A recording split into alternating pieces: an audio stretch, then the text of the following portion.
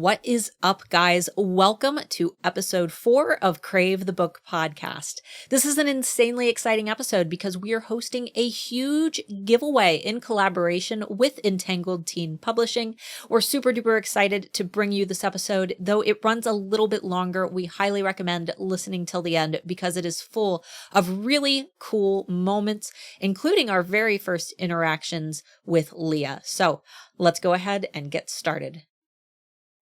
All right, guys, today is the day. It's the super duper exciting day that we promised you, I think since like episode 1, right? Is that how long we've been? We definitely said episode 1, but then we didn't realize how soon we would meet the criteria for our giveaway. Yeah. So episode 4 seemed like a very long way away. It did. And then we had the fiasco where we had to re-record episodes 2 and 3 after losing the audio. So it has been quite a journey. But today we're finally opening up our Crave giveaway on Instagram. If you don't have an Instagram account, unfortunately, this one we have to do it on Instagram because there's just no other way to do it. Not to mention, we're doing this giveaway in collaboration with Entangled Teen Publishing, which is obviously the publishing company that Crave is published through. So for everybody who has been waiting, thank you for listening to the podcast, for jamming out with us for these last 3 episodes. We are going to have a normal episode today. Chapters 11 through 14 of Crave is what we'll be covering. But first, let's talk about how you can enter to win our marvelous goodies. Maybe we should talk about what those goodies are before. That way they know if they even want to enter to win them at all. So Entangled Teen reached out to us and they said that they would like to get in on this giveaway. They're going to be giving away one of those big PR style boxes. I don't know if you guys saw, but I actually posted in our Instagram reels at Crave Series Aesthetic. One of the boxes that I received. It comes with bookmarks and a Katmere Academy hat and some of those little trading cards with all the characters. It comes with stickers and I think it comes with a t-shirt, all kinds of Crave themed stuff. And it comes in a really cool box as well. So they're giving that away.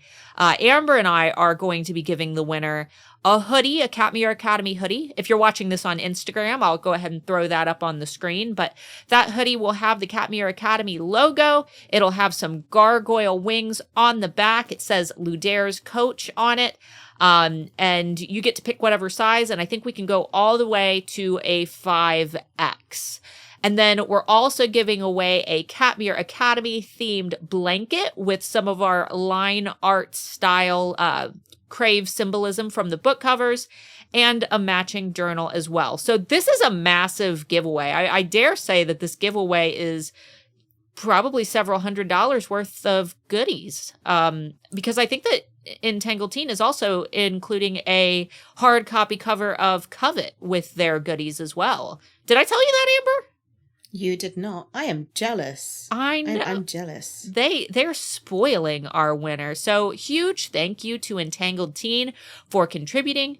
But guys, the way that we want you guys to enter is you have from right now, podcast day, which is Wednesday, you have from right now until Monday, September 27th. To post a photo on your normal Instagram feed, not your stories, because those go away in 24 hours and we can't see them. In your normal Instagram feed, you can either take a screenshot from your phone or computer of the Crave the Podcast screen. You can take a photo or a selfie of yourself with your computer screen with Crave the Podcast up. It doesn't matter as long as you have our podcast screen in a photo on your timeline somewhere using the hashtag Crave Podcast Giveaway. No spaces. Hashtag Crave Podcast Giveaway. And you can also tag us as well. It's at Crave Series Aesthetic. So hashtag Crave Podcast Giveaway and at Crave Series Aesthetic. And if you want, maybe like throw in like your favorite thing that we've talked about. Throw in something funny, a funny podcast moment that only we'll know the reference to, like garlic mushroom, maybe. And Amber, I don't know if you saw, but we had a lot of people with mushroom emojis on our Instagram after last week's. We did. Oh, I never saw them, and I'm glad. So they would be specifically for me, and yet specifically to taunt me. But I mean, we're not judging on photo quality. We're not judging based on the caption. It's completely random, but we will be looking at them. We'll get nosy and we'll look at your accounts and we'll follow you and check out what you've been doing. And after the podcast concludes, if you have a really styled Instagram feed like we do, you are free to remove this photo from your feed after the contest concludes. We don't want to junk up your super pretty feeds. We just need to be able to find these photos. And the one thing that Amber and I are going to recognize is seeing our screen in your images. So if you could just do that up until the contest ends on September 27th, and that will be around noon Eastern, 11 a.m. Central, 9 a.m. Pacific. What time's that in the UK, Amber? It's 5 p.m. Yeah, that's usually on Mondays when we record our podcast, and that will be the time that Amber and I will sit down and get your guys' submissions into a random generator and select a winner. So honestly, if you could get your submissions in by like September 26th, you would be in the all clear no matter what time zone you're in. But guys, have fun. We're excited to see your submissions. We're excited to read your captions. We're excited to pick a winner and send you guys tons of goodies as our Entangled teen. So can't wait to see what you guys post. And other than that, Amber, are you ready to give a memo to our new listeners and jump into this podcast? Absolutely. Although, do we want to list all of the places where we are streaming? Oh, yeah, guys. We got approved for a couple more different podcast apps this week, and I can't even remember the name of them.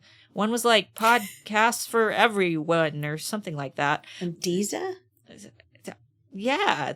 Deezer. Something like that. So we got approved for a few more. We're still waiting on Pandora, still waiting on Apple. I don't even know if we're going to get approved for those. They're dragging their feet. But we are available on all of the other major ones, Spotify being our biggest. We're on YouTube. You can ask Audible. You can ask your Amazon Alexa. You can ask your Echo to play us. We're on Google Podcasts, so your Google Home should be able to play us. We're pretty much everywhere now, other than Pandora and Apple. So... Sorry if those are your favorite devices, but all right, let's go ahead and jump in. Amber, take it away. Right, so as with all of the other weeks, once you get to the howl, that means that we have spoken about our chapters 11 through 14, and that means that we are going to go into spoiler territory.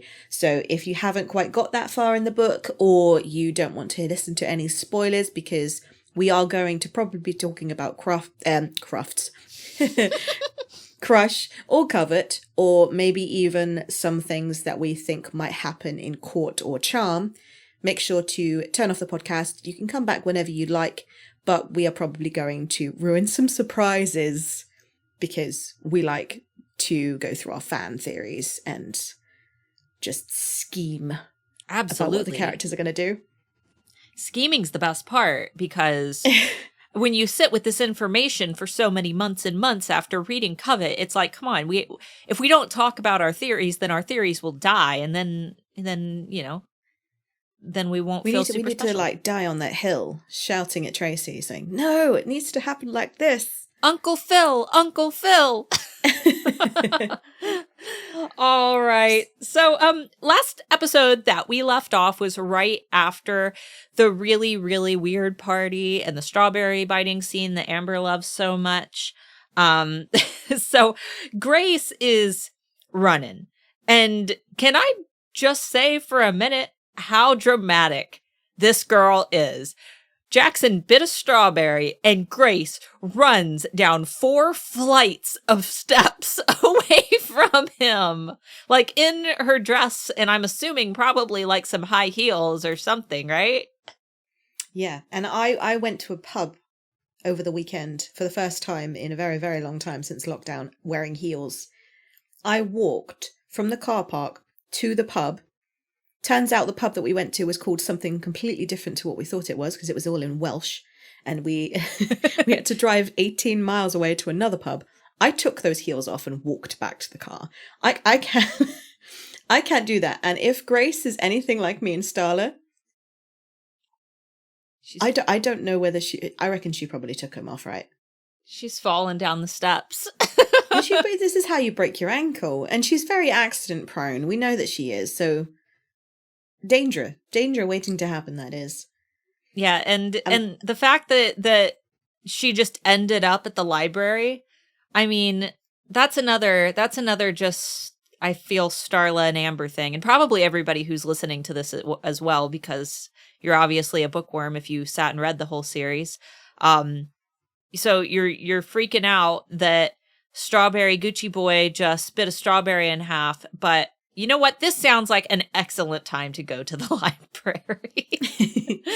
The thing is, it's the fact that she realizes, once she has run as far away from him as possible, how ridiculous her reaction was. Yeah, she's like, oh, and no. I do that all the time. I know, I overreact, I overthink, I run away from things, and then I go, wow, what an overreaction.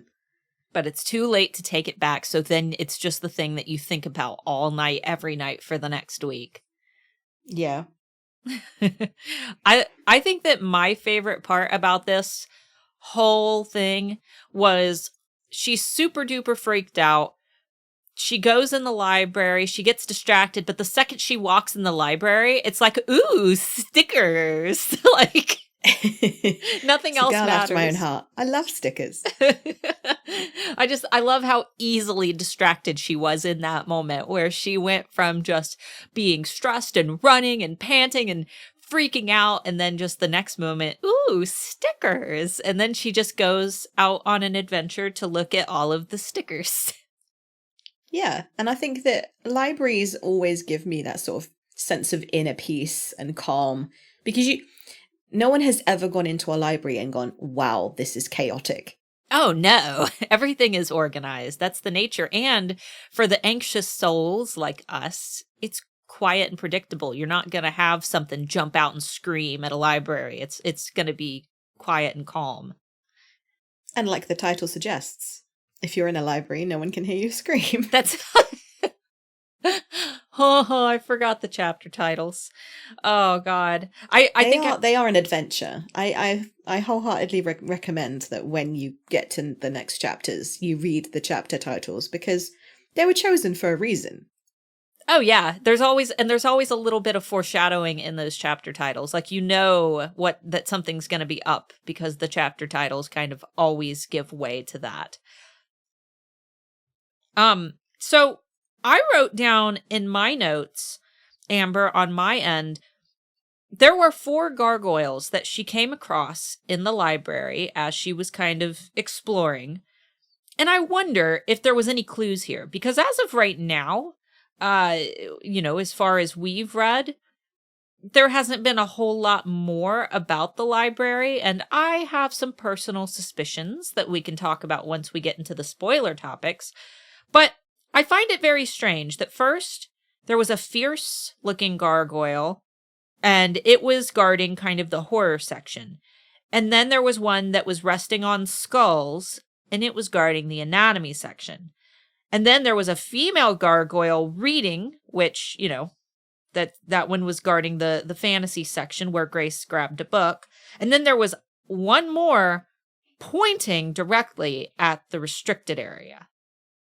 So maybe this is more of a conversation that we could dive into once we get to the spoiler topics, but I wonder... It is suspicious. Yeah, I wonder if there's any, if we're going to see any significance to those in the next book. I definitely think so. And also, I don't know about you, but I have never seen a gargoyle that I would describe as feminine. Oh, I looked everywhere today to post. I wanted to post the quote about the gargoyle looking like not wanting to put the book down, and, about it looking playful and mischievous. Being caught in the middle of the night, still reading. Exactly. And I was looking everywhere, just thinking, man, there has to be a photo of this. And I mean, I found one that was kind of close to post in our Instagram feed, but there really was not a whole lot of anything. So I really wonder what this gargoyle looked like because, yeah, like you said, they definitely. If I saw two gargoyles, I would not be able to say that one is feminine and that one is masculine. And she very clearly said that gargoyle was a female. Yeah. Did you ever watch Doctor Who? I didn't. So there's some characters called the Weeping Angels. Yes, I'm in familiar. Doctor Who. And whenever anybody mentions any like creepy gargoyles or feminine gargoyles, my brain instantly goes to, oh my God, there is a weeping angel. And I want to run in the complete opposite direction. Those monsters scarred me for life. Yeah, but they are like definitely not gargoyles when you think, if you were to think of a gargoyle, that's not where my brain would go though. No, and I can't think of a gargoyle without any defining features that were still inherently human. They're all very pointy faces, really angular snouts, because they're supposed to be water spouts for cathedrals. So they're supposed to direct water off of the rooftops, so therefore they will be a very particular shape. Like dragon-like. Yeah. But I never think of them as very feminine or very sexy. Yeah. I would love to see how they pull this off if they go through with the movies. I would love to see more of what Tracy had in mind for these gargoyles, because even, like I said, even styling our Instagram feed and finding good pictures, it's very, very hard because either the gargoyles are very much animals like dragons, and I see some that are kind of, they almost have bulldog type faces. And then I see the ones that are more like monsters. They have almost like a demonic bat-like look to them. So I'm very curious to see what she had in mind. But so we've got 4 gargoyles, and maybe we'll get some more of that once we get into court when that comes out in February. I did write myself one extra little note. It's 3 days from Halloween, which means it's November 3rd. We finally have a date. We do. We finally have a date. And I wonder, I'm just going to kind of keep that in the back of my mind. I want to keep track as we go through the next few episodes. I want to keep track of exactly how many days pass until Crush begins. Yeah. And also, we're not just keeping track of that. We're keeping track of the songs that are mentioned within the books. That's true. Yes, I want them all, including songs mentioned in the courts.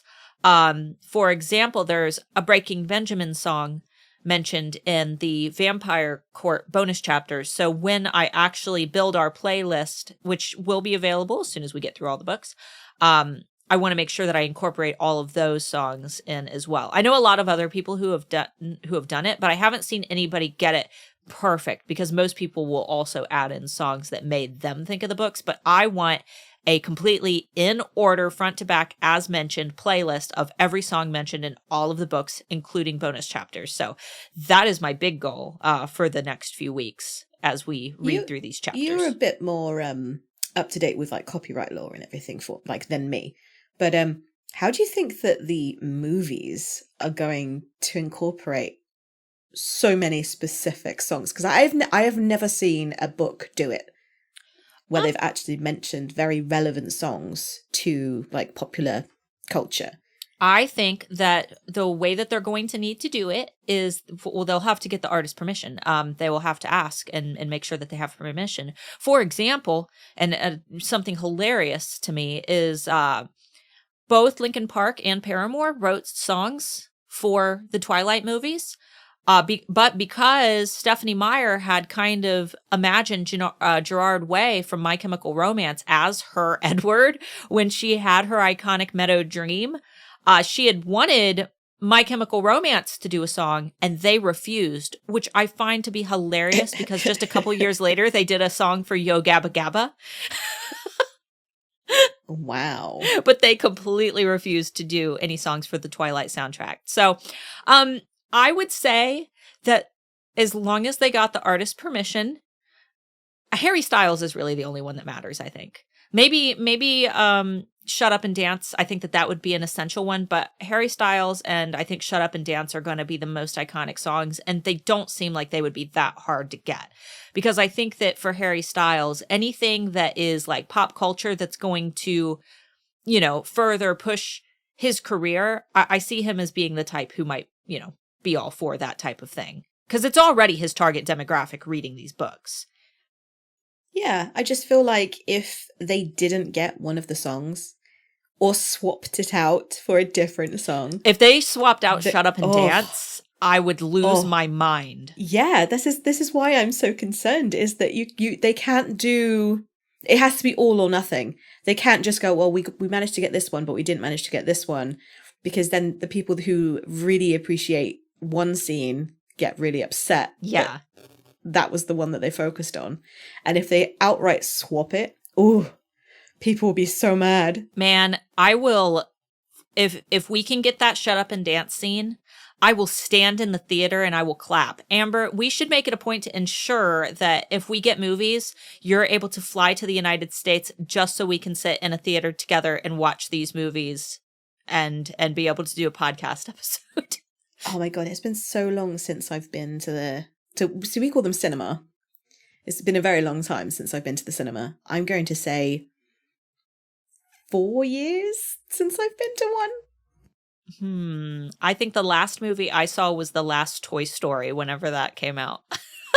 The fourth one? Or whatever the last one with Forky was. Yeah, the fourth one. Yeah, that's the last time I went to a theater. So I went to watch Endgame. Oh, which was very, very long ago. Oh, God. I can't wait. I'm hoping that it's done well. But, okay. So, anyway, one thing that I took note on is that, so, let's back up a little bit. Grace finds Leah. Leah's being kind of weird. We've talked about this in, I think, our last 3 episodes of the podcast, but for those who haven't watched those or listened, basically Leah is acting very strange the second that Grace walks in, and granted she is in a restricted section, she immediately slams the book and gives Grace like a dirty look, but then that dirty look is wiped clean. Is it just me, or is the librarian a bit too accommodating? Because I like the librarian. Even in like later books, I like her, but it's very strange that she's so accommodating to Leah for this and giving her access to a restricted section, letting her lock up at night. The thing is, we don't know whether the librarian was allowing this to happen, but at the same time, we do meet the librarian later, and it's quite obvious she has foresight. So, does she just not see this coming? Right. Well, I mean, she also will later get that scene with Flint in the note. So maybe this is one we'll save for future discussion. But I'm still, to this day, we haven't seen anything like bad from the librarian, even up until Covet. But ever since the beginning, I have been insanely suspicious of the librarian from the start. And she hasn't really done anything wrong. But I just get a feeling about her. And I think that, and maybe I'm all wrong, but I feel like something's going to happen in court. Did you get any vibes from the books that Grace was mentioning? As she was walking through the library, she was obviously going through the sections, and it wasn't a very typical or normal school library. The titles that she was reading, the genres that she was reading weren't very standard. Right. And she also mentions the first class once she meets Leah, and Leah says, we can talk about classes when we're actually stuck in them. And Grace goes, oh yeah, I suppose witch hunts in the 1900s wasn't something that I would study back at home. And she was excited for that. And I'm like, wow, like how oblivious do you have to be to not know that your school is a little bit weird when you have an entire class named witch hunts? Yeah, that sounds like something like a college course for a very specific like historical career path, but for a standard high school, it's a little weird. I will admit though, first time reading through, it went over my head. Right over it, yeah. Yeah, totally went over my head because like I've said in past episodes, I thought that this was just vampire story. Like I was convinced that this is just a vampire story and everybody at the school is a vampire. Like would you do what Leah suggests and go to her room for tea, or would you be like, no? You know, that's hard. I think that personally I would, but I definitely would be trusting my instincts a lot more than Grace is, because Grace is just any bad vibe she gets, she just immediately pushes it away. And you need to follow your first instincts with things like this. If you're feeling creepy, and you know, obviously you shouldn't just judge someone by first impressions. I know that when people meet me, I'm usually awkward, and God, I hope that the way that people perceive me when they first meet me isn't how they maintain their perception. But I think that everyone should always have their wits about them when you get an eerie feeling about someone, especially when that someone does things that are incongruent to the words that are coming out of their mouth. Yeah. And side note, if you meet someone new, don't invite them back to your room for tea on the first time you meet them. Right. So fast. Like, it's so clear that Leah just is not, oh, yeah, let me close this book. Yep, let's get out of the library. Okay, I'm going to tote you out. All right, let's lock the door. Like, she wanted... tea time. Yeah, tea time and mani-pedis. And maybe she's British. She's British. No, she's from Tokyo. See, they also like their tea. They have, like, an entire tea ceremony. That's like maybe it's a culture thing. What? I'm just going to say it. Why is it that in fantasy, why is it always the Asian character, the female Asian character that turns out to be the creepy one? Why? I just don't understand. Why? I don't know whether it's deliberate. Is it deliberate? Is it a trope? Is it something that, like, is it embraced? Like, what? Why? And you know, when I played the Crave, like, little walkthrough game, read through thing on chapters, which for anybody who wants just, you know, to go through Crave, but you just want the dialogue, you don't want as much of the scene setting. And I mean, there's cool environments and things. You get to see what some of the scenes and bedrooms and things look like. But Leah's character in chapters, she is just kind of a normal looking white girl, brown hair. They didn't give her any particular look. She's very average, you know, just normal brown hair looking girl, which was very off-putting because I pictured her to look more like, trying to think, the actress that they used in Harry Potter who touched the cursed necklace, who flew up in the air with the dead face. You know what I'm talking about? Katie Bell. What was that? Katie Bell. Yeah, Katie Bell. The actress that played her is more like how I pictured Leah. Yeah. I mean, I don't think I even realized that she was Asian on the first read through. She said she's from Tokyo. Yeah, but I think that scene went over my head.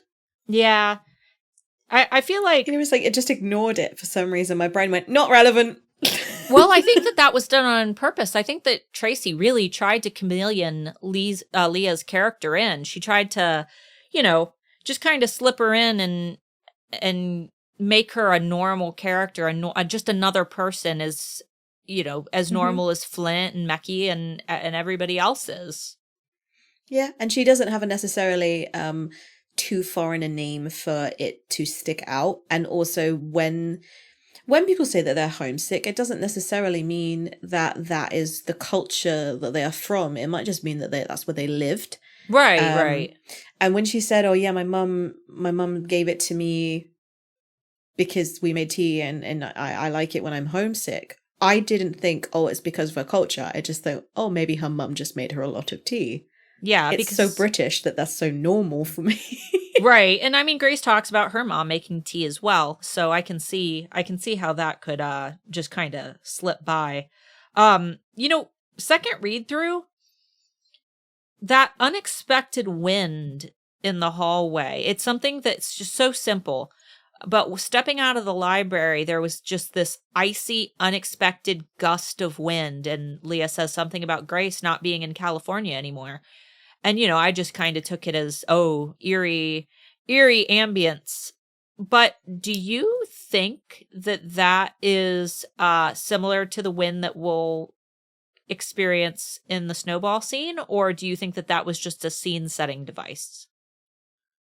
I'm not sure, because I took more importance of the conversation. I didn't read about the wind. I think my brain registered it, but it definitely registered the conversation, because Leah says, "Oh, you're not in California anymore." And Grace said, "Oh, how did you know about the fact I lived in California?"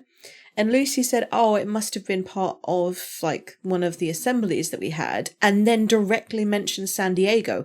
It wasn't even "Oh yeah, I think I vaguely remember California." It was, "I know exactly where you lived." Yeah. I mean, and that hit home more than the spooky wind, I think, because of how much foreshadowing that was.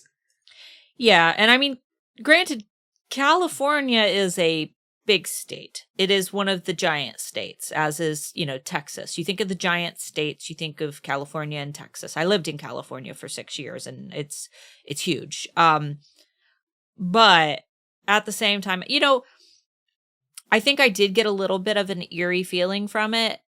But then I thought about that assembly that everybody mentioned Finn had with the students. And maybe it was just something, slipping through the whispers among the student body.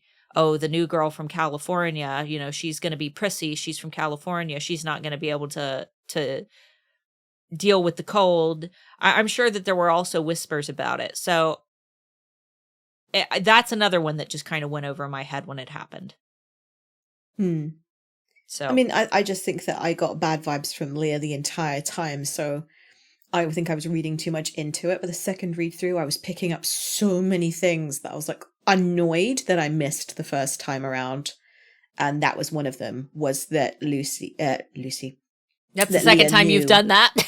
Yeah. I think that my brain is going, I think she needs to be played by Lucy Liu.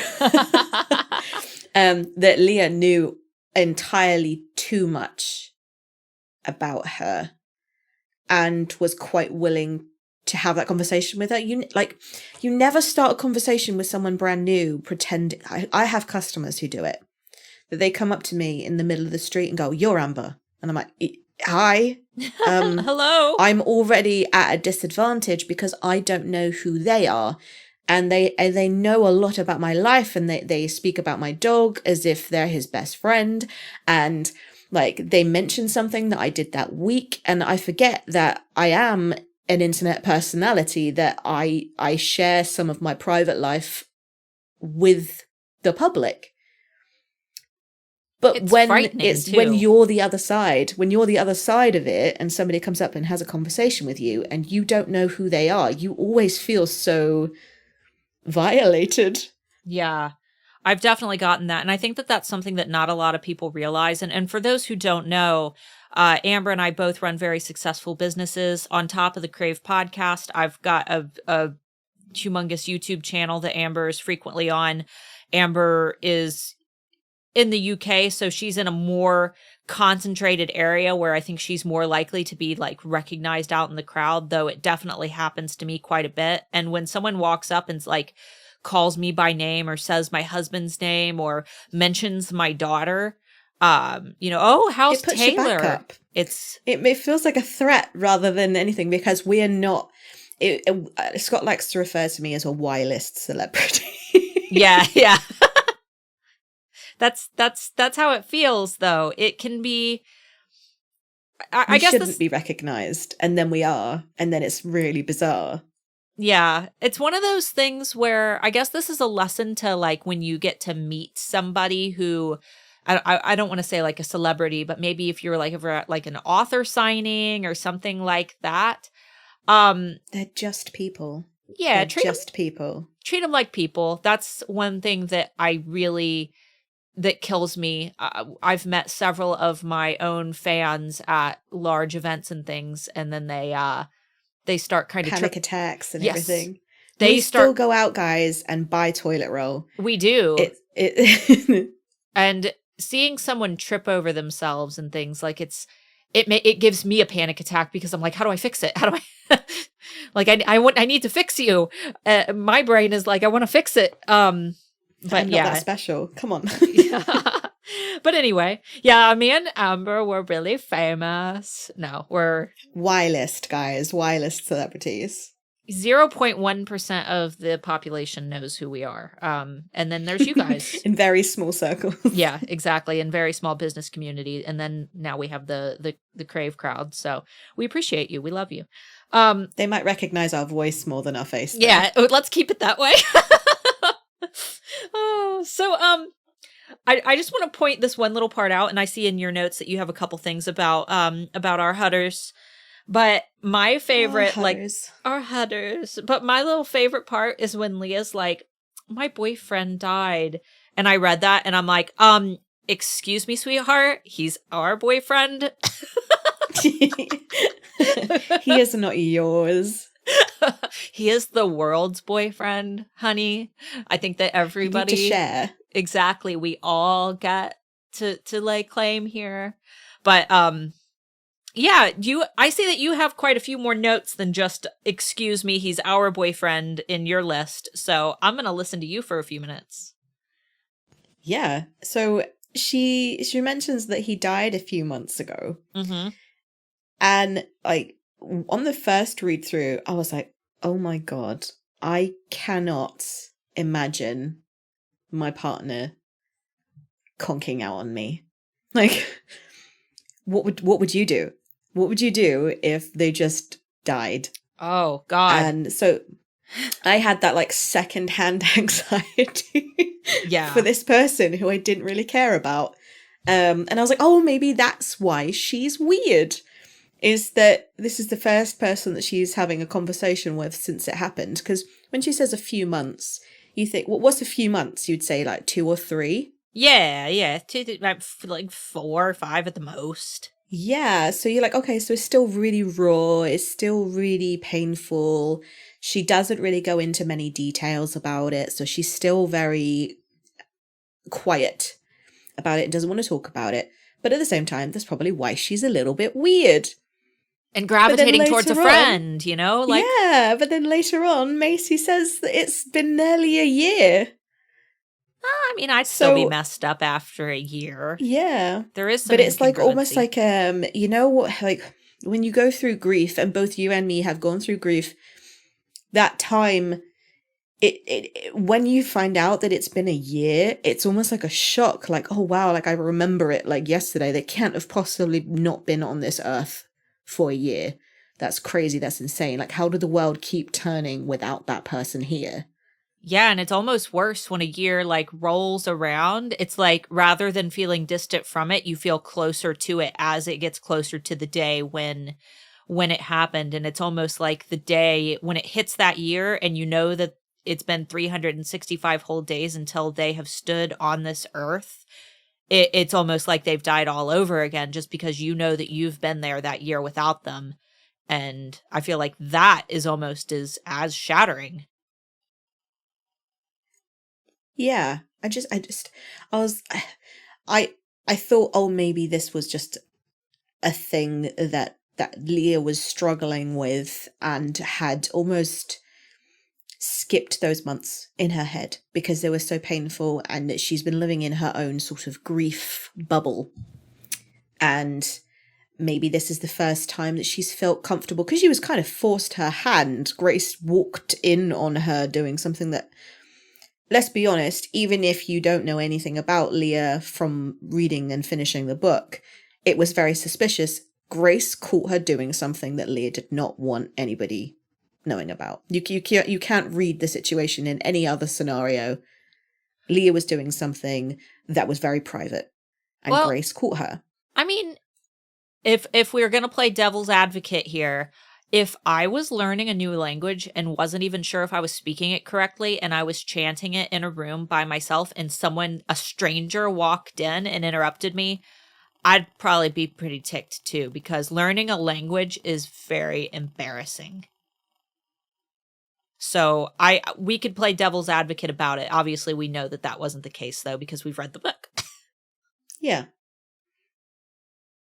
It's weird. It was a weird scenario for me, and I think that was because I couldn't imagine being 16, 17, losing your boyfriend, and then being in a boarding school in the middle of Alaska, and also you don't have your parents. You don't have your parents anywhere near you. You've lost your circle. Your circle aren't there anymore. Well, there's even more to that. Because if we think about who Hudson was, Leah probably didn't have a lot of people there to support her because everyone was happy that he was dead. Can you imagine being in love with someone that you're absolutely obsessed with and they die, not just die, but are killed rather brutally, and everyone around you, your friends, the people that you have to see every day, are happy that he's gone?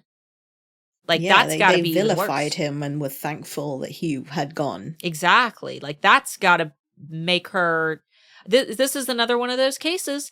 We talked about it last week, but I swear, I know that Leah is super duper sketch, but I feel for her on a very... She needs therapy. Yeah, everybody needs therapy now. I need therapy. Grace needs therapy. Leah needs to be first in line for therapy because there's some stuff going on.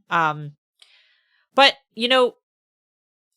the second read through, remember how I said in our last episode how Grace goes to Leah's room and drinks the tea, and how I felt like Leah was trying to get like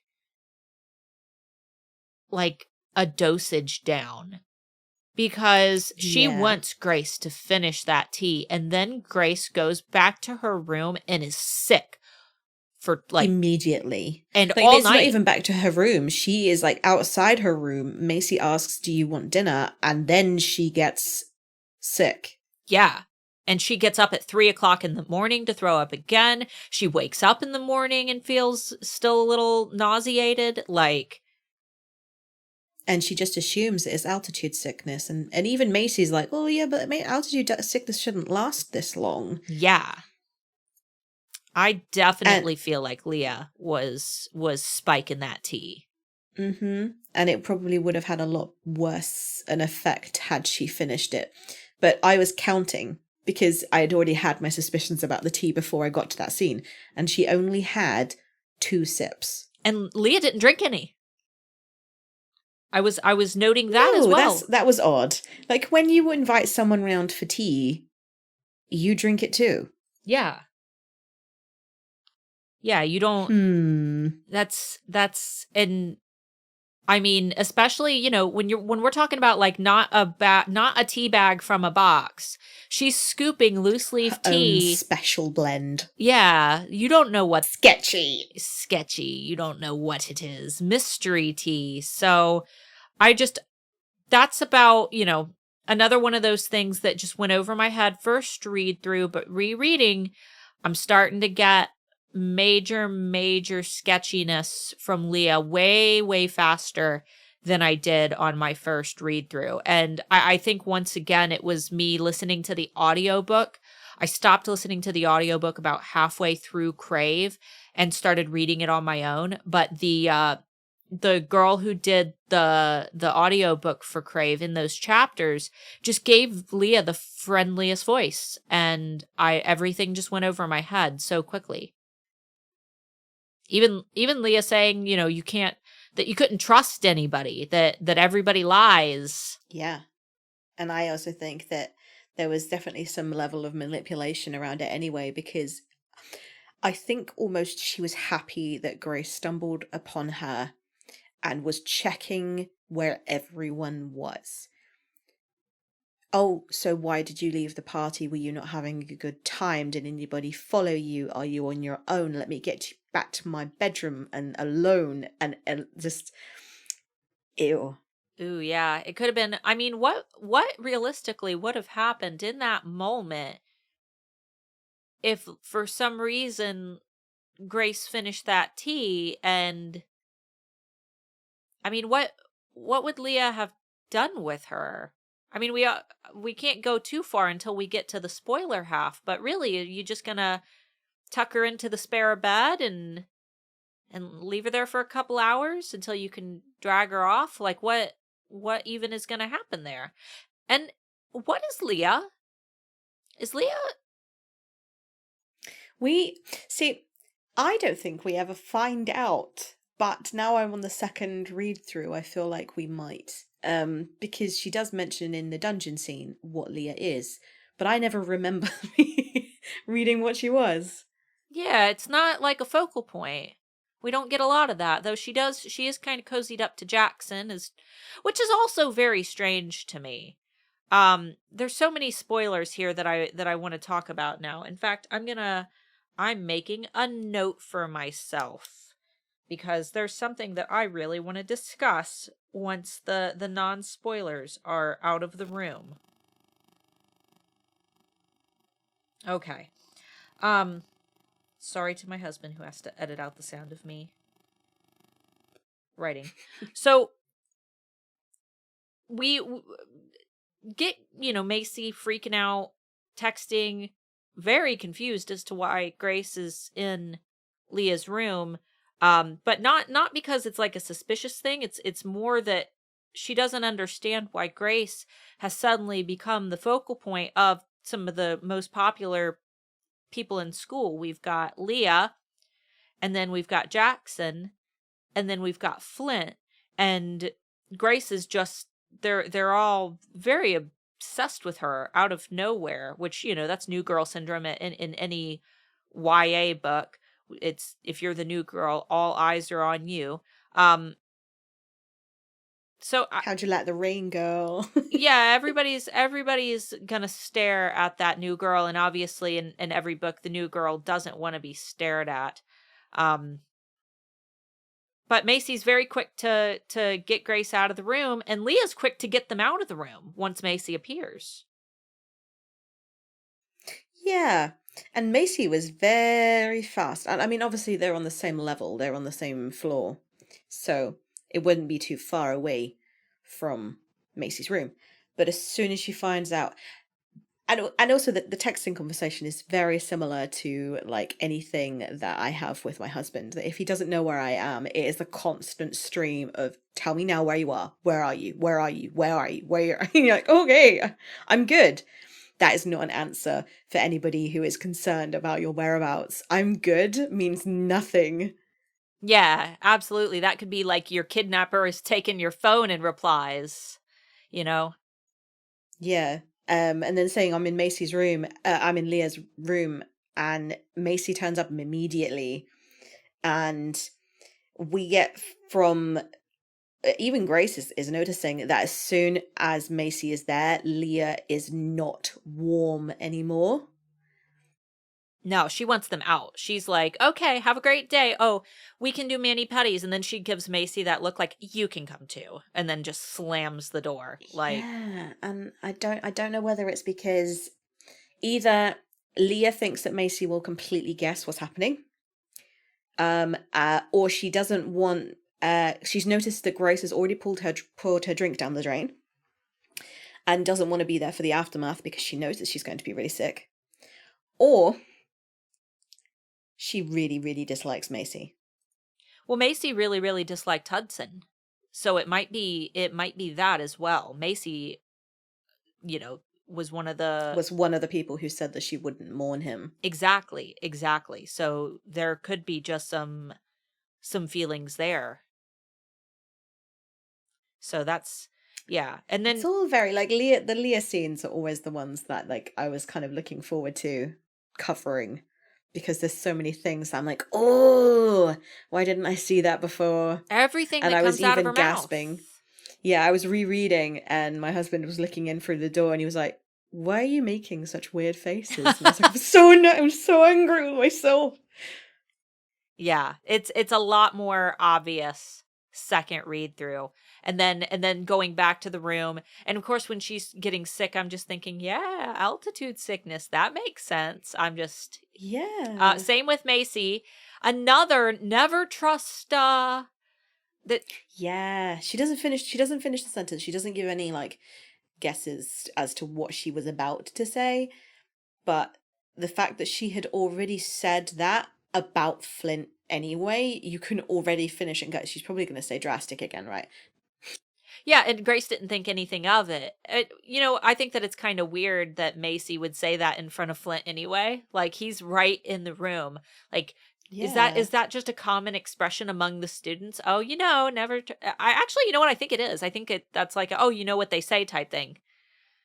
Yeah. Like, it's. And then like he's inviting her to a snowball fight, which it doesn't sound like it would be something that you would have to be too concerned about. It's a snowball fight. Like, there's no danger to a snowball fight. I mean, maybe in Alaska, the major danger would be like hypothermia, but the snowball fight itself wouldn't be concerning. But yeah, they're talking about it as if it's some huge thing. It's like a death threats. Exactly. But Macy's still like, we gotta go. Like, it's gonna be crazy, and I know you're sick, but like, we gotta go. Do you think this was this the first time that Macy was invited? Yeah, I believe so. I believe that this is the first time that it was brought up. It's like that teenage trope where like the teenager gets invited to one of those house parties that she's never ever been invited to before. She has to go. Well, Macy, actually, I don't think she was invited. I think that Flint invited Grace, and then it was, well, obviously I'll be going with Macy. She gets invited by default. Kind of like with Leah and the face mask. Again, yeah, that's a double whammy. I would be insulted at that point. Yeah, because Macy still likes Flint. She's still got a thing for Flint. So, and then Flint kisses Grace's cheek, which, once again, I'm just like, why? What? I still say that my little conspiracy is that Flint was trying to get Grace to kind of, fall for him. That way he could have a visible claim on her, as to avoid Jackson seeing her as a potential dating option. That's how I perceive all of his flirting. Yeah. But I mean, I don't know whether that was just him being Flint or whether there was an angle. I feel like there was, because he never does it again. He doesn't just go. I mean, there's plenty of scenes. And that's not a genuine reason to ever kiss someone on the cheek. Is, oh, you come into a snowball fight? Moi. Yeah. I mean, bit weird. And she mentioned something about like what Flint's cute and all, but what I feel for Jackson is way more powerful than what I feel for Flint. So it's clear that it was not supposed to be just like a little like goofy thing, which I don't think that kissing someone is ever just a goofy thing to do. I know that there are plenty of cultures where it's more acceptable to kiss cheeks, but I'm very much on the don't touch somebody like ever unless you have, permission, or there is absolutely indisputable body language that serves as an invitation to do so. Yeah, if I kiss this person, could I potentially get a punch in the face? Exactly. If there is a risk, even a minute risk, then don't do it. Yeah. So we've learnt about consent through so many teenage fictions now. Twilight. Jacob, Mr. No Consent King of the Twilight series. Yeah, thing is though, with that scene, it was high risk but high reward. Yeah. That if she accepted it, he'd be like, yes, it worked. He didn't have anything left to lose. He knew that she was about to turn, so he's like, you know what? Not that we're justifying it. It's absolutely screw it. It was one of the worst scenes in the entire book. In his mind, though, his justification is obviously like, I have nothing left to lose, so here we I go. think And he I think he had that teenage brain where he was just like, or maybe I need to kiss her for her to understand that she's going to enjoy it. And yeah, it's like, that's not how attraction no. works. I can be attracted to you without kissing you, and I can also kiss you and still not be attracted to you. Yeah, absolutely. I think that there's a big I can make you love me mindset in teen Yeah. romance, but that's just not how those chemicals work. You can't make someone love you, and I think that that's the one big flaw of most YA and teen romance. And that's one thing that I really like about what Tracy does is, you know what, let's go ahead and Wolf howl it out. Hurry up, Wolf, finish your howl. Oh, okay. So everybody who hasn't finished Crave chapters 11 through 14, or no, I'm sorry, the whole series. If you haven't finished the series, you might want to scoot out because we're about to get into spoiler topics. Just remember to enter the giveaway. Post a photo screenshot, picture of yourself in front of your screen. We just need to see the Crave the Book Podcast screen from whatever your preferred listening app or YouTube is, and use the hashtag Crave Podcast giveaway somewhere in that post. Make sure that you do it in your feed, not your stories, and we will be choosing a winner on September 27th, which is next Monday, or this upcoming Monday. So, all right. Back to spoilers. So, Yay. a couple things. My favorite part. Yes, this is the best part because I can just like unleash and not have to worry about ruining anybody's day. I think, and I said it in our last episode, with Flint, I really, really am hanging on to that he is trying to lay a claim on Grace to keep the order at bay and to keep Jackson at bay so that killing Grace will be not just easier, but so that Jackson doesn't form an attraction to her and thus break Jackson's heart, because we know that Flint is in love with Jackson. And I think that this is just more evidence of that. Yeah. And we also know that Flint is gay, like 100% gay. So even if he decides to have a relationship, or even a pretend relationship with Grace to save Jackson the heartbreak of watching her die, he is never going to fall in love with her. No. Because he's gay.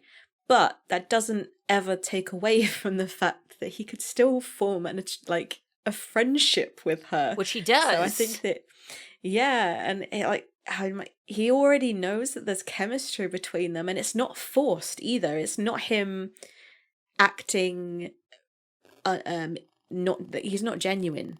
He's not genuine at any point. So clearly there is chemistry and charisma between them. So he can't possibly think that she's that rubbish of a person that he wouldn't care about having to kill her anyway.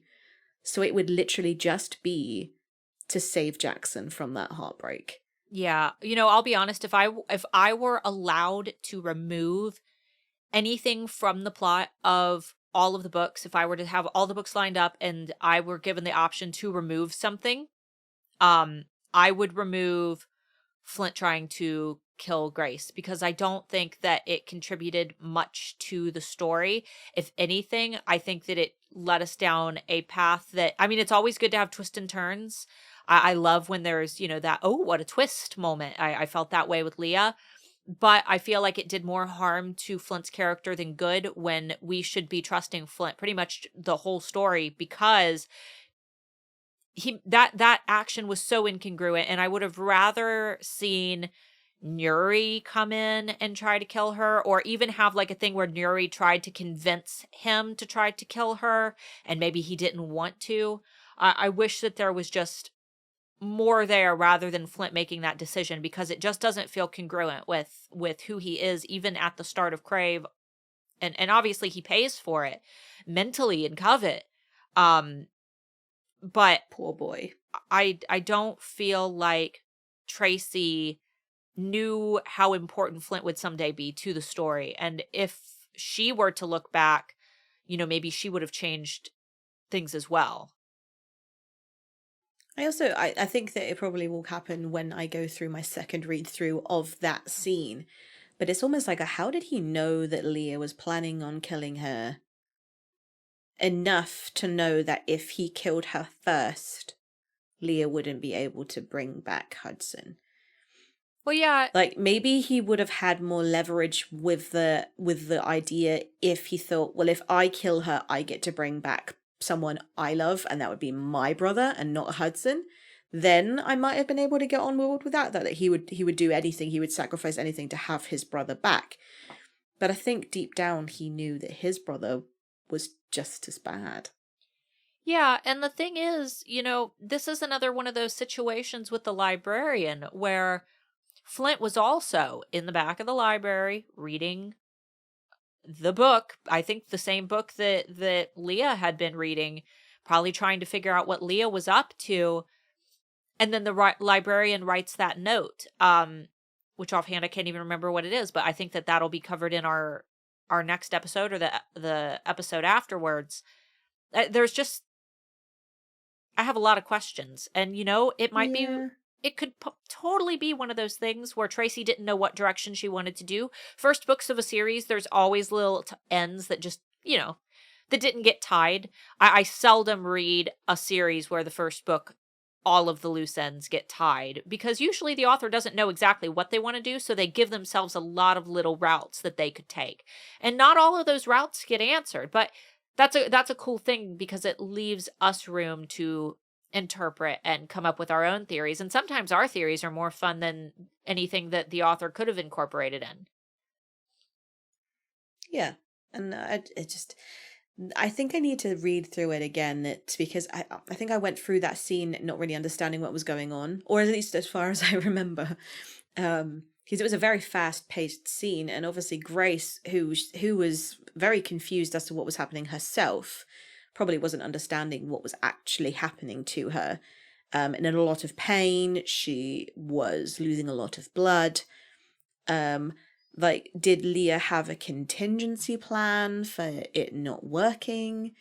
Why did it have to specifically be Grace as well? Yeah. Yeah. And Leah knows that she's special. She says, do you really think that you're just human? And when I read that scene, I thought that she went, oh, well, you're Jackson's mate, and that's why you're special. But I don't think that she was referring to that at all. Well, here's the thing. If Leah killed Grace's parents, if that's legitimately what happened, when we don't find out otherwise in court when that comes out in February, if that is genuinely what happened, and this is just kind of piecing together based on what I've read from Witch's Court, Grace's parents were very aware that Grace was an earth elemental. And I don't think that you've read those chapters yet, have you? Not yet. Okay. No. They know. They take her hiking. Spoilers, big spoilers. I needed to take a warning from the wolf thing. Yeah. I won't ruin it for you, but they know very much. They see it happen. They see her magic. And they are trying to shield her from the world. They don't want her, because they know she's powerful, and it's one of those things where they're trying to contain her and keep her safe. And the whole thing with Jackson and Grace and the bloodletter, that was all arranged by them. So I think that there's more to it than that. I think that Leah had to have known that Grace was destined to be with Jackson, and maybe it was one of those things where my mate was killed by Jackson, therefore I must take Jackson's mate. Yeah. I mean, it didn't seem very, vitriolic and, what's the word? Vengeful. It seemed like Grace was the only option, which was just very odd to me, but I think that I need to read through that, and then also the Witch's Court, to kind of fill in the gaps. But you saying that her parents were very aware of her magic does make me think that when she mentions the tea that her mother made her and using all of her special blends, like Leah was, makes me think that they were hiding her using tea. Ah. Yeah, like maybe they were masking it because I mean she was 10, I believe in Witch's Court when she was showing power.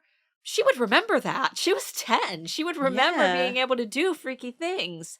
And uh, And want to do them again because it's not like as a kid, when you find out that you can do something really cool or really special, you keep doing it, even yeah, if it's not cool to the rest of the audience. absolutely. And I Like, Mum, watch me, watch me. there's something mind altering going on. I think you're right. I think that there's something with the tea that don't drink the tea, guys. Just don't drink the tea. Amber, don't Unless you come to Amber's house. unless you come to Amber's house and then you can drink the tea. But yeah, I feel like there's a lot that I hope that we get in court. And thank Tracy. Oh my God, she wrote us like what was it, like 1,000-page book or something ridiculous. It's going to be a huge book. I'm so excited to hold it in my hands. I'm going to just read it way too fast. So Yeah, we're not going to read it at the same pace either. Like, no. the moment that we get it in our hands. And also, I'm not even sure whether the release date will be the same for the US as the UK. I'm going to be so mad if you get it before me. Well, you'll be able to get it on Kindle. I'll get Good point. Yeah, we can get it. We can make sure that we get it same day. I'm going to get the hardback. I think I already have it pre-ordered. I have it pre-ordered twice. I have it pre-ordered for the normal cover and the bookish box cover, which will come a little bit after. But so another little thing is when Grace starts to like walk in the library, she gets that bad feeling. Is this her first connection, the first voice from the unkillable beast? I don't know, because I still am like iffy about the unkillable beast vibe with like the danger and things like that. Because I also think that there's something to be said about her own intuition as well. Is that it can't all be the unkillable beast telling her what is wrong and what's not, unless she's still under the influence of the magical tea that has made her completely oblivious to everything magic. Because she seems to be really dumb. Yeah. And the unkillable beast, I feel like it's such. Do you think that's the tea wearing off? That she had this connection with the unkillable beast the whole time, but then her parents gave her the tea and then it dampened it. And now her parents have been gone for a month. She's not been drinking the tea. That, and it's only, the book one is like the course of a week. I believe it is over the course of a week. Everything happens in 1 week.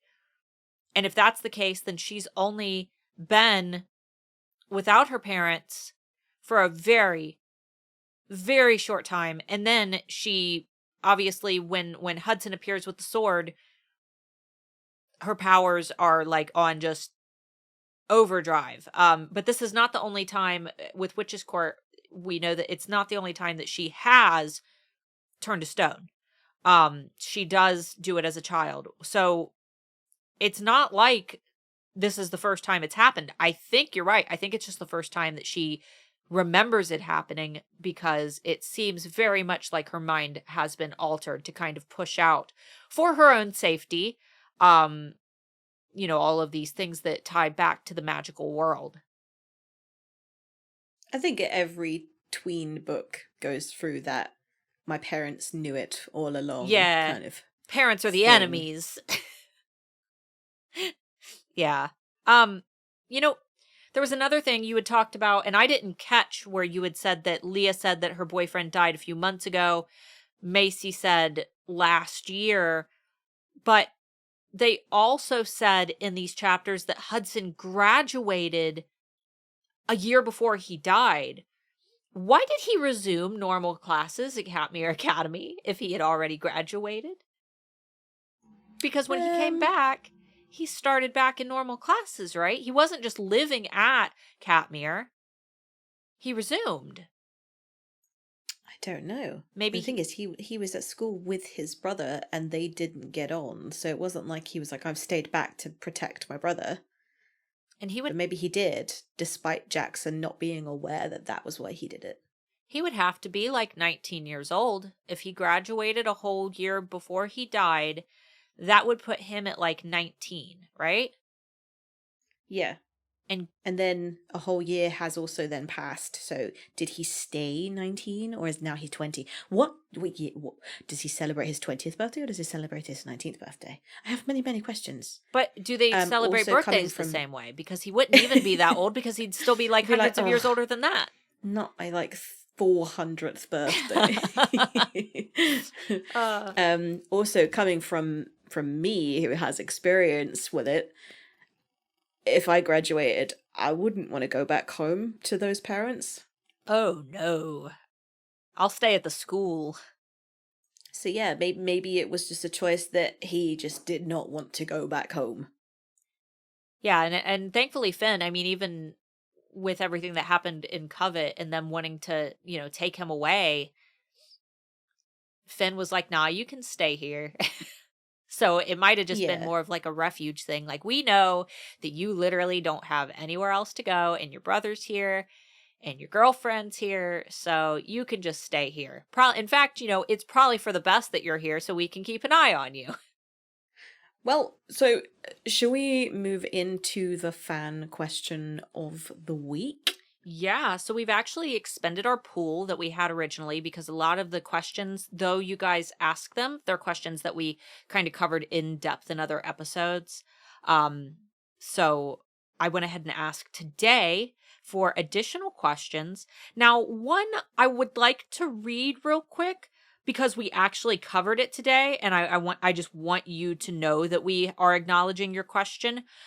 Somebody had said, how could Grace have gone her whole life without knowing that there was something different about her? And the reason I'm reading that is because Witch's Court. Go read Witch's Court. If you don't have that version of Covet, just Google Covet bonus chapters, Witch's Court, and you should be able to find them. Somebody posted them on Reddit. There are several versions of Covet. One with the Dragon Court bonus chapters, one with the Vampire Court bonus chapters, one with the Witch's Court bonus chapters. And then when the Bookish Box version comes out in February, we will get the Gargoyle Court bonus chapters as well. But Grace knew. How long are they? How long are... you get one chapter from the... Okay, so Witch's Court, you get one chapter from Macy, and then you get one chapter giving the backstory of Grace. Then Vampire Court, you get one bonus chapter from Hudson, which takes place right after Jackson's meltdown in Covet when he says, that he's all messed up. And Grace kind of admits, like, I have to get back with Jackson. We have to break mine and Hudson's mating bond. And Hudson goes back to his room defeated. But the bonus chapter for that talks about Delilah and Cyrus and how they get together. So that one's really interesting. Ooh. And then Dragon Court, we get a bonus chapter at the Dragon Court from Flint.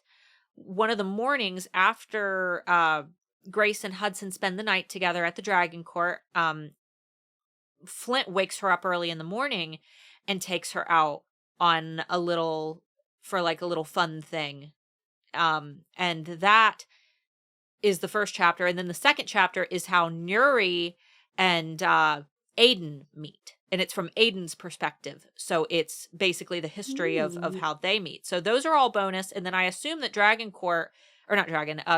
Court will be more about, how we... Unkillable Beast.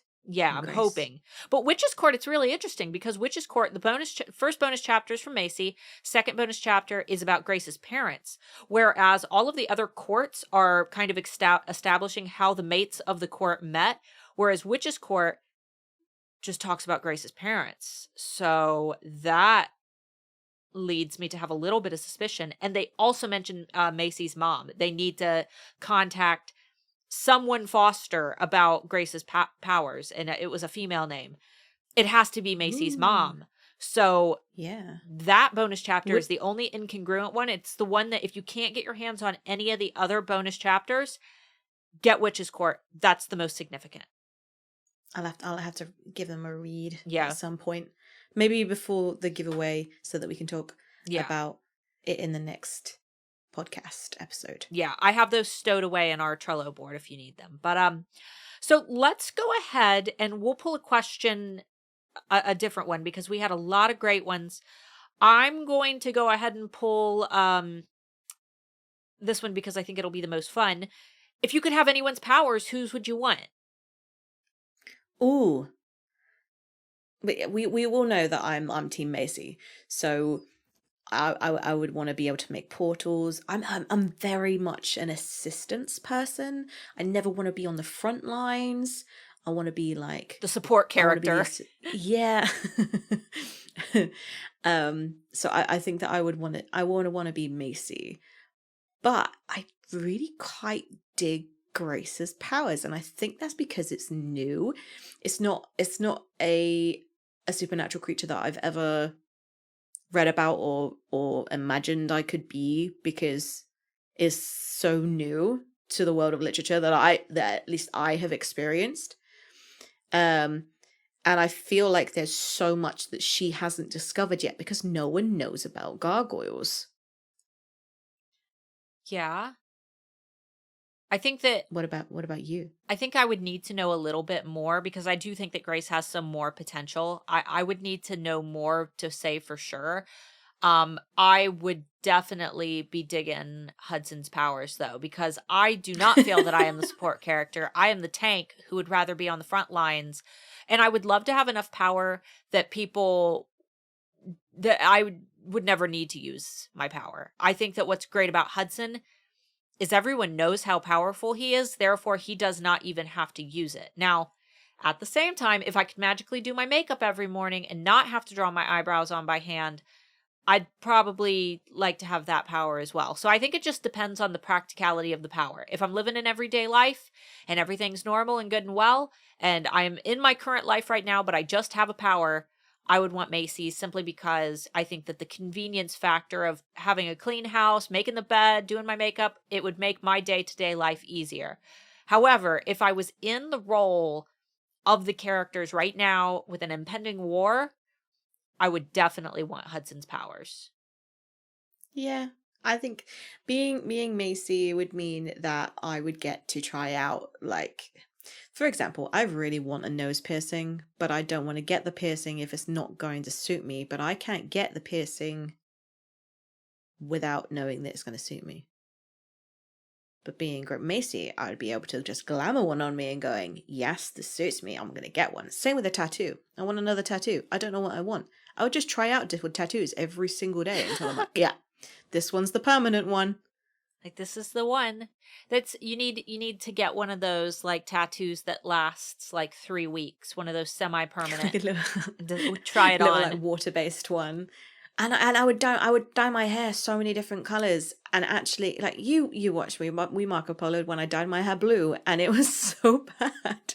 It wasn't blue. Yeah, my hair is so fried because my hair has been every color other than green. And even taking very good care of my hair the way that I do, it is always kind of got a straw-like texture to it. So I would definitely be digging being able to just change it whenever I want. And that's one thing, when you read the books, do you change Macy's hair as you read? Like, the way that you see her, does it change, or do you forget sometimes? Oh, no, I read her like Tonks. Where she's just very, very... like, you're able to change and make it fluid and not just have one person. Yeah, like, she goes through every day, and depending on her mood, she's like a mood ring. Yeah. So first book is rainbow hair, second book is pink hair, third book is black hair. That one I had trouble with. I could not keep her hair black in my mind. It always went back to pink. Yeah, I think that she probably had to stay very conservative with what she chose for the first book, because Grace goes through most of it not knowing what she is. So she couldn't just change it mid-conversation. But I would like to believe that she could just go, do you know what? Today is a blue day. Yeah. That And makes I sense. have synesthesia. So if you guys don't know what synesthesia is that I see sound and I taste colors. So color is a very important thing for me. And I would love to be able to match my hair with my mood, because people might be able to read me a bit better and go, okay, Amber's off limits today. Yeah, and then you could just tell your friends, like, if my hair is red, you stay away. Yeah, exactly. Well, this was a good question, though, because it leads us into our fan poll of the week, which I actually took screenshots of way earlier than Amber did. Amber has more accurate answers. So if your screen goes from dark mode to light mode, if you're watching this on YouTube, that's because they were taken at different times.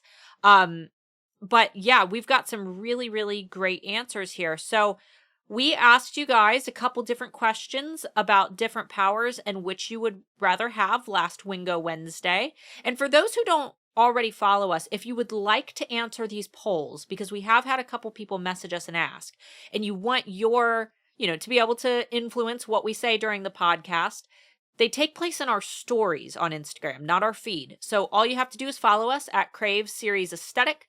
And on Wednesdays during our Wingo Wednesday polls, we usually do some fun things and we ask you guys questions, and those are what we discuss during the podcast. So, one of the questions that we had was, would you rather have super hearing or see in the dark? Amber, what do you think those answers look like? Because we had a lot of responses. I think most people would see in the dark as more important. Yeah, I think most people would want to be able to see in the dark because it's convenient. It's like okay, now I can drive in the dark. Now I can just go out and I don't need to like squint at anything. Or the amount of times that you need to go to the toilet in the middle of the night and you can't find out where you're going. Especially when you go and stay in somebody else's house. That's awful, isn't it? When you're trying to sneak to the bathroom in a house you don't know the layout. Oh God, yeah. Yep, and you were right. It was, well, it's actually pretty close. 158 votes for See in the Dark and 144 for super hearing. I would not want super hearing because I am very much an anxious person who always imagines what people are saying about me, and I don't particularly want to know if someone's talking about me. I would rather just stay oblivious. So I would prefer to see in the dark. See, I already kind of have super hearing. So with my synesthesia, I also have this other sensory deficit thing where I can hear more sounds that are not speech. So when I'm in a room with people, if they're having a conversation with me, I can hear everything else in the room louder than their voice. It's like my brain is really struggling to actually filter out those external sounds. So I can hear my necklace moving on my neck, and I can hear like plates being clattered in 2 rooms across from me, but I can't hear the person who is directly in front of me, and I actually have to lip read what they're saying. And I visually see when people speak, I see subtitles in front of my head. It is written out as they are speaking. And my brain likes to fill in the gaps for when I don't hear what they're saying. And the amount of times that I get it embarrassingly wrong. Like, did you just say, I like to smell cats? And they're like, no, I did not just say that. I have to make it up. So I would absolutely not like super hearing because I already hear too much for me to be able to have a normal conversation with anybody. But seeing in the dark is very useful and might involve me not kicking the side of the bed when I get up in the middle of the night. Yeah, it seems a lot more practical. I very much have issues with sensory, especially sounds.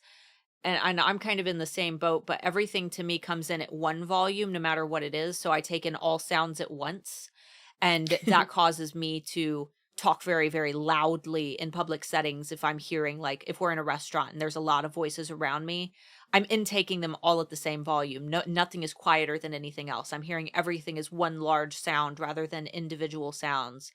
And I have to amplify my own volume. And I feel like being able to hear more than what I already do hear, it would be like when a train goes by and you've got a dog, how you can just see them wince by the train horn. Like it just, Yeah. it feels like it would be too much. I do the opposite. If anything, I'm very, very quiet when I speak. So a lot of people don't hear me. And then I get really self-conscious when somebody tells me that I'm being too loud, and I immediately then go like way too quiet. Yeah. And I'll match their volume. So if my husband is screaming at me from across the house because he wants to get my attention, I'll match his volume, but I'll match his volume as I hear it, not as he's projected it. And he's like, I can't hear you. Yeah. I feel like seeing in the dark would help my anxiety more than being able to hear better. So I would definitely Or would say. it? The amount of things that you kind of see in the dark, you're like, is that a person? Oh no, it's just a dressing gown. I could be like, okay, that is not a scary monster at the end of my bed. Like I would be able to differentiate spooky things much easier. This is a good one. I'll let you once again decide which one you think that more people voted for. God, we had a lot of votes on this week. So move things with your mind or control the elements. I think that controlling the elements is cool. It's a cool ability, whereas move things with your mind is a convenience thing. I think most people would go with the cool, being able to control fire or water or air rather than telekinesis. Am I right? Yes. 108 for move things with your mind and 168 for control the elements. And I feel very much that if you're controlling the elements, you're moving things with your mind. You're just moving elements with your mind. So yeah, I think that I tried to set it out as you can either control everything but really mundane objects, or you can control things like fire and water and stuff but nothing else. Because I feel like telekinesis has to be a tangible object. I don't think that telekinesis involves things that are elemental. No, I think that's how I would take it. Which would you choose? Oh, elements for sure. It's cooler. Yeah. I think that I'm very practical, and I'd be like, if I could just carry everything with my mind, that would be great. You would be the person who only has to take one trip to the car after the grocery store. Yes, exactly. And I wouldn't even need all of the carrier bags. I would just be like, yeah, everything just up in the air. Yeah. I would use it so often. All right. So the next one, this one is so interesting. It's probably the most interesting out of all of them. Would you rather cheat death or cure others? I think we have a lot of empaths because we're all avid readers. We all have to kind of put ourselves in somebody else's shoes to be able to appreciate the story and to feel the emotions. And I also think that a lot of people, if they click cheat death, they probably feel a little bit dickish because then they're choosing that over curing their friends and their family. So I'm going to say that most people chose cure others. Yes. 68 for cheat death. 230 for cure others. And, wow. I've always said that I personally am not afraid to die. The act of dying does not scare me. I am not afraid of what comes after. I feel that when you die, it is the same as before you were born. I have no fear of what's on the other side. What I am afraid of is seeing what kills me. I do not want to see what kills me. So cheating death, I feel that no matter what, I will see what kills me. I'm just able to cheat it. So I will already see the thing that I am most afraid of. Curing others, I have no control when I watch someone else that I love die, and, the people that I love are more important to me than anything else. And that's one of the things that we've talked about in the past with Covet, where Grace, she isn't affected by the Ethereum, by the, what was it called? Not the pit, not Hex, chamber. She's not affected by the chamber. Remy grabs her and they're not affected. It's Flint and Calder and Hudson who are affected. However, seeing her friends in that much distress is Grace's ultimate hell. That is her punishment. I don't think that there is anything worse in her life than seeing her friends go through that. I feel very much the same. where the worst thing that I could ever see is someone that I love being, in pain or dying and me not being able to do anything about it. And the ability to cure someone else. I mean, even if you want to take a selfish route to this, if you could cure others, can you imagine how much money you could make in the medical industry? Like, you could be Carlisle Cullen. Like, there's so much that you could do. Yeah. And I also think that there's no point cheating death if you've not really got anybody around you that survived. Yeah. How long do you cheat death until you don't care anymore? Yeah, and I wouldn't want to live forever. It would get boring. Oh, yeah. Unless you can keep switching it up. And these teenage vampires, why are they always at school? Yeah, I know that is not where I would want. I mean, granted, the Katmere Academy seems to be a much more constructive place than Forks High School. However, in Midnight Sun, we do get a glimpse of Edward's mind where he says that it is like their sleep. It is so monotonous that to them is their rest. They can go and not only, yeah, and they can listen to what other kids are saying about them to see if there's any suspicion. Because if anybody is going to talk smack about the weird people that live in town, it's going to be the kids at the school, and that's the best place that they can do almost their surveillance work. So it makes sense to me. Still, not my choice of eternity. No. And also, when I said cheat death, I never said that you wouldn't just keep aging. That's true. You could just get old and frail. Just so be like a little raisin. Yeah. All right. Next one is read others' thoughts, or, so Edward Cullen it, read others' thoughts or feel others' emotions. So you're basically asking us to pick Edward or Jasper here. Yeah. I'm going to say emotions. I would not want to hear what anybody thought of me. I like to live my life in ignorant bliss, thinking that people love me. Ooh. You are not the majority then, because 213 said that they would rather read others' thoughts, and 90 people said feel others' emotions. I would say I would rather read others' thoughts. And my reason for that is I feel that in this day and age, there is a lot of what I call learned helplessness. It is the mindset in which we are so low and we are so far down that we feel that we cannot crawl out of it, and there is no happiness in the world and there never will be. This is the most toxic mindset to have, because once you convince yourself that there is no better future, there will not be a better future, because you will teach yourself and you will train your brain, the neural pathways in your brain, to expect only bad. And that is why surrounding yourself with things that are positive is the best way to be a happier person. If you were able to feel the emotions of others at all times and you surrounded yourself with the wrong people, you would find yourself in a perpetual state of distress. So I would not want to feel that at all. I would rather know what they're thinking and then navigate myself around that.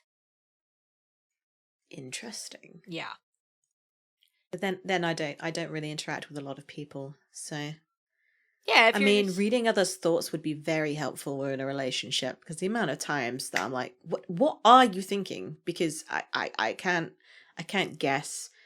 Me and my husband are pretty much on the same wavelength quite a lot of the time, but he does sometimes believe that he's had an entire conversation with me, but it was just in his head. Oh yeah, that has happened multiple times in my life. You could skip to the punchline with jokes, and I feel like jokes form a very, very big part of my life. And I don't want to read, like, I watch a lot of comedies with the subtitles because I genuinely can't understand what's going on. And it really does ruin the show, because you see the punchline before it's funny. Let's see. All right. Ability to fly or ability to turn invisible? Invisible. Yes, that's what most people said. It's actually close. 149 for fly, 158 for invisible.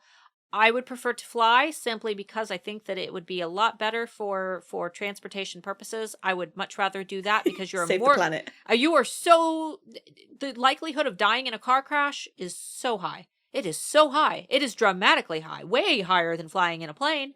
So if I were just able to zip around. Grace's parents died.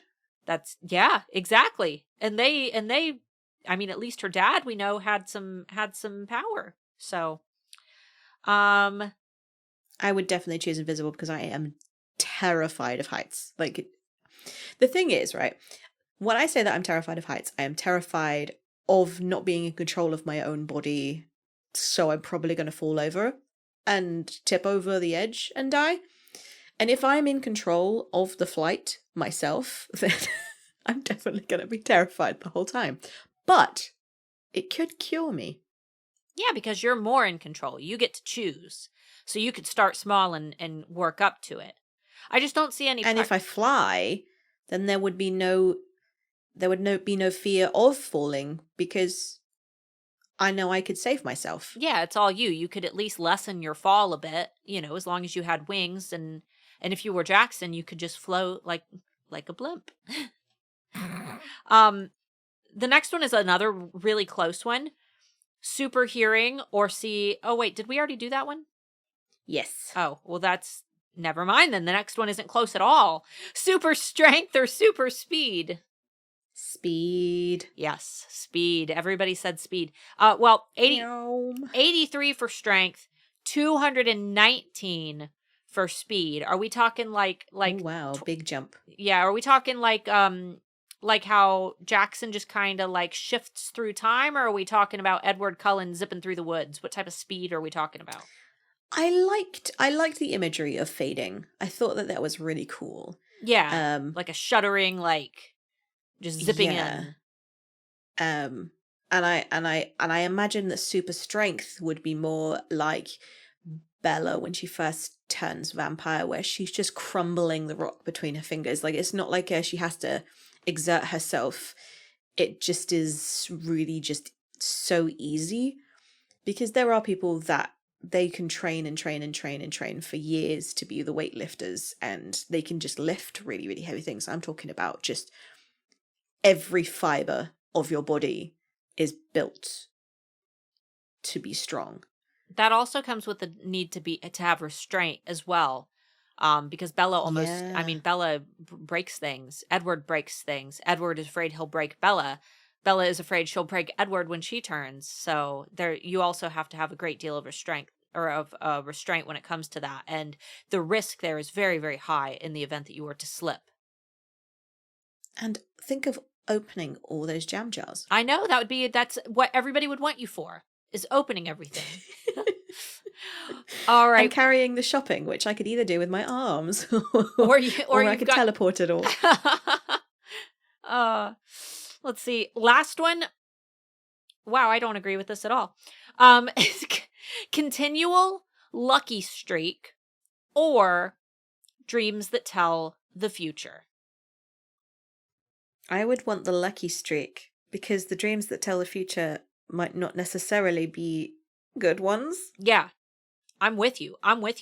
But apparently they're not with us. Well, it's not that bad, I guess. 103 for continual lucky streak and 191 for dreams that tell the future. I don't want to know the future, because it's likely that there are things that I don't want to happen that no matter what powers I possess, I won't be able to prevent.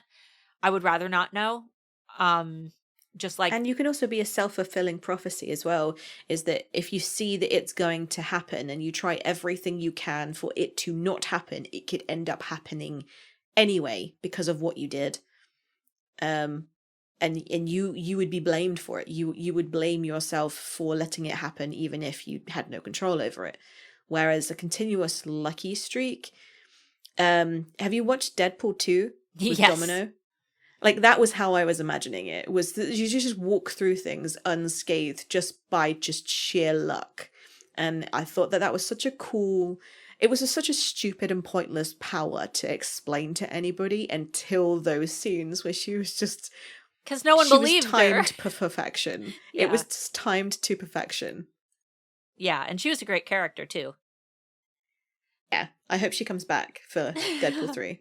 Me and you, we simp over Ryan Reynolds all the time anyway, so Yes. Deadpool 3 will always be welcomed even if she's not part of it, but she does really cool, make the franchise pretty cool. We've had somebody say that that he should be Finn, which, you know, I'm still Brendan Fraser for Finn, guys. Hashtag Brendan Fraser for Finn. But Ryan Reynolds, you know, as long as he's not the evil guy, I think I'll be fine. Yeah, absolutely. Because it's not just like, oh, Hudson evil, where like, oh, we can like fantasize about the evil character. No, their dad is gross. Like, I absolutely hate him. He is the worst kind of person because he is so manipulative and terrifying.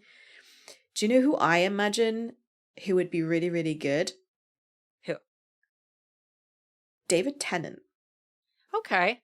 I said because if in Jessica Jones he plays this really manipulative guy. I think it's called, like Mr. Purple, or was it? I can't remember his name. But he is really creepy and he's got a British accent. For Cyrus, right? Yeah.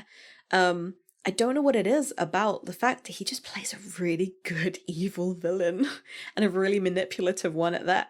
And then also he has a British accent. But I think you said Keanu Reeves, didn't you? Yeah, just because of the hair tied back. I think that he would. He's so wholesome, though. I know, but he's very intimidating. He's I know. That's what I like about him. Character if he wants to. He plays serious, very spooky roles, and he's super duper intimidating. But then, you know, you can't hate him because he's such a good person. I think David Tennant. But then that's who I imagine. I mean, they might go for a completely new member for the cast that we've never seen before at all, and they might be perfect.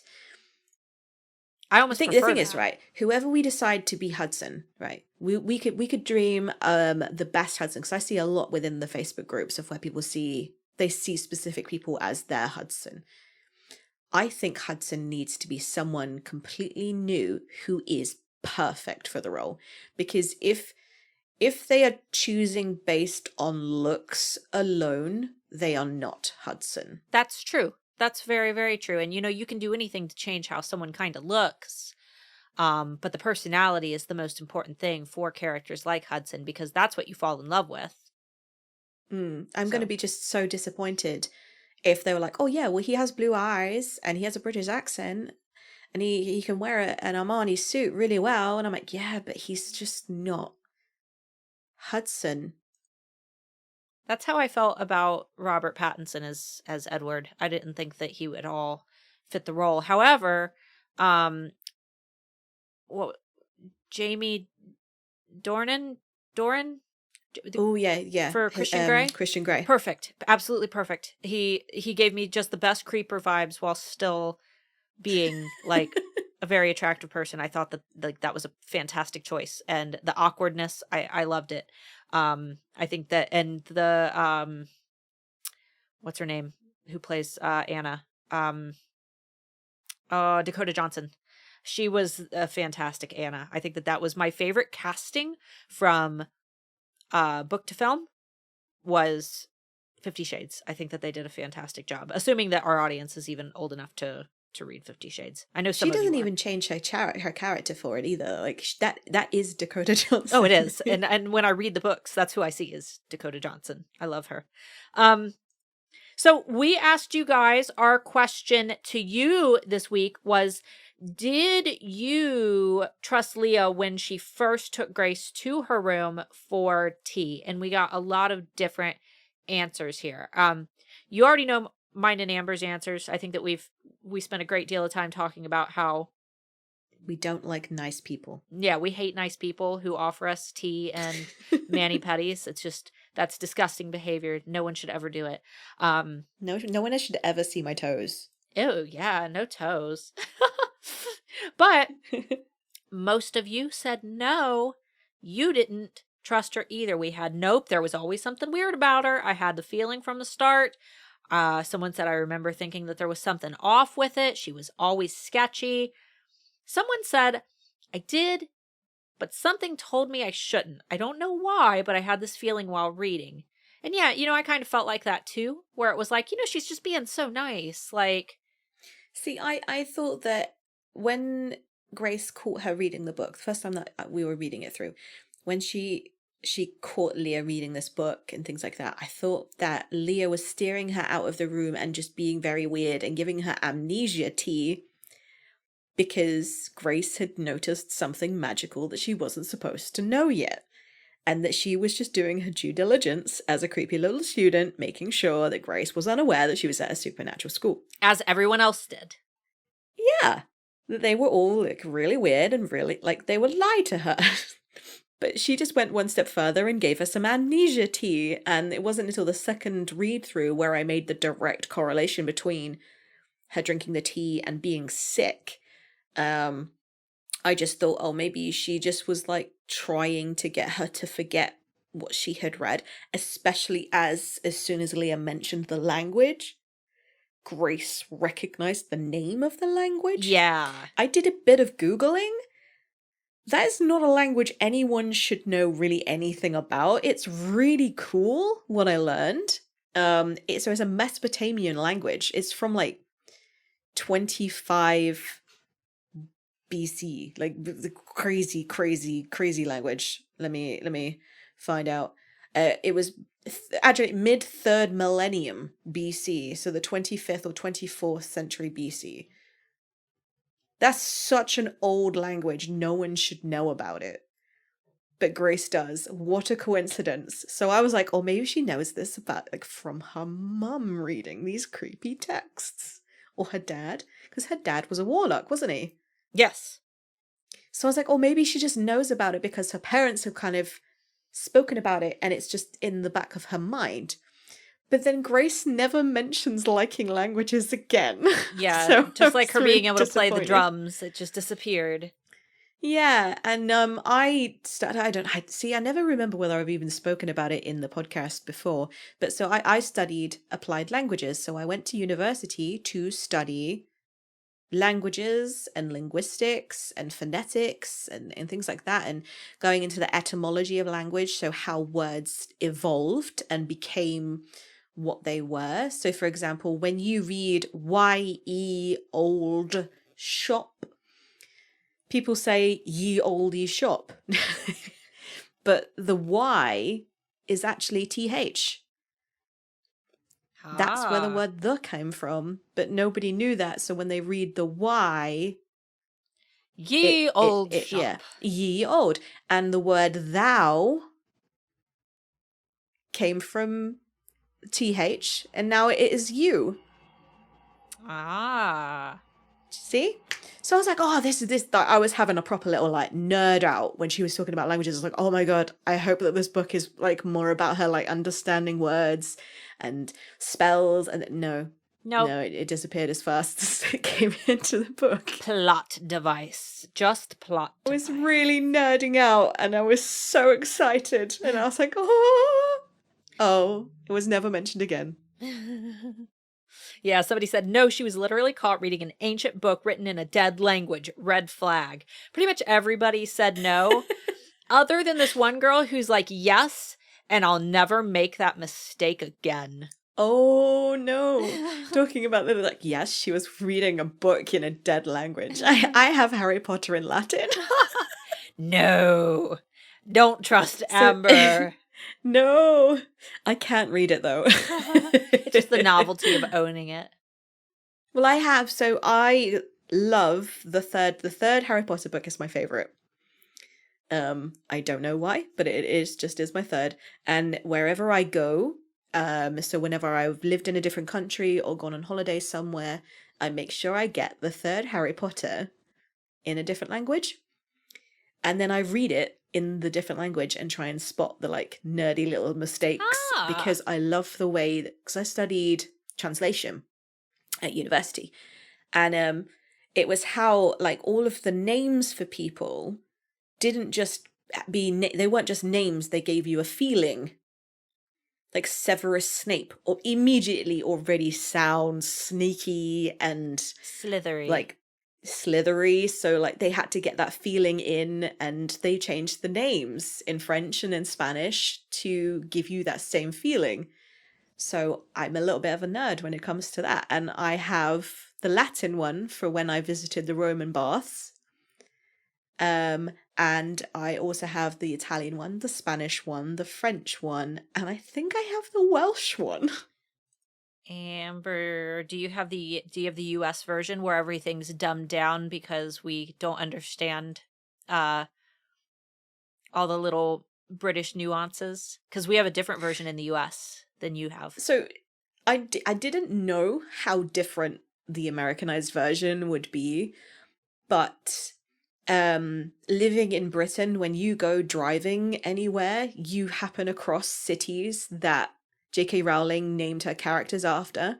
So there is a Dumbledore, there's a Snape, there is a Trelawney. There's loads of different places that actually she took inspiration from and gave the names to the characters.